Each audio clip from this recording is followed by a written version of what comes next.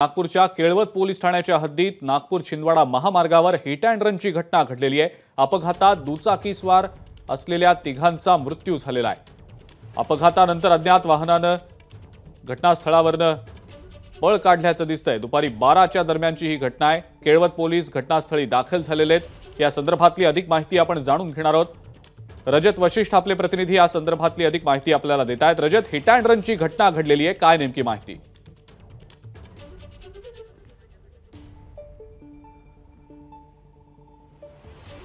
रजत वशिष्ठ नाही, आपले प्रतिनिधी तुषार कोहळे सध्या आपल्या सोबत आहेत। तुषार, हिट अँड रनची घटना घडलेली आहे, काय नेमकी माहिती? अजिंक्य, साधारण 12 वाजताच्या सुमाराची ही घटना आहे। एक कुटुंब दुचाकीने सावनेरच्या दिशेने येत होतं। येत असताना साधारण त्यांना एक अज्ञात वाहनाने धडक दिली। त्यामध्ये तिघांचाही मृत्यू झाला। पोलिसांनी जी प्राथमिक माहिती दिली त्यामध्ये मामा, भाचा आणि त्याचे आजोबा हे दुचाकीवर होते आणि तिघांचाही जागीच मृत्यू झालेला आहे, असं त्या केळवत पोलीसचा जो ताफा आहे तो घटनास्थळी दाखल झालेला आहे। मात्र हिट अँड रनचा संपूर्ण प्रकार असल्याचं पोलिसांना म्हणणं आहे की अपघात झाल्यानंतर जे अज्ञात वाहन होतं त्यांनी तिथनं पळ काढला।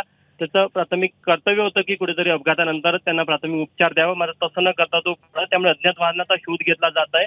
हे भागे माहेरी या गावच्या आजूबाजूच्या परिसरातले हे स्थानिक नागरिक असावे असा पोलिसांचा प्राथमिक अंदाज आहे। रिधोरा गावची असल्याची माहिती पोलिसांकडनं पुढे येत आहे। मात्र कुटुंबियाला बोलावून पहिले मृतकांची ओळख पटवली जाणार आहे आणि त्यानंतर मग मृतकांची नावं जाहीर केली जाणार आहे। मात्र या घटनेनंतर परिसरामध्ये काहीसं तणावाचं वातावरण देखील पाहायला मिळतं, त्यामुळे अतिरिक्त पोलिसांची कुमक देखील त्या भागामध्ये मागवण्यात आलेली आहे। ठीक आहे तुषार, धन्यवाद सविस्तर माहिती आपण दिलीत त्याबद्दल। एबीपी माझा, उघडा डोळे बघा नीट।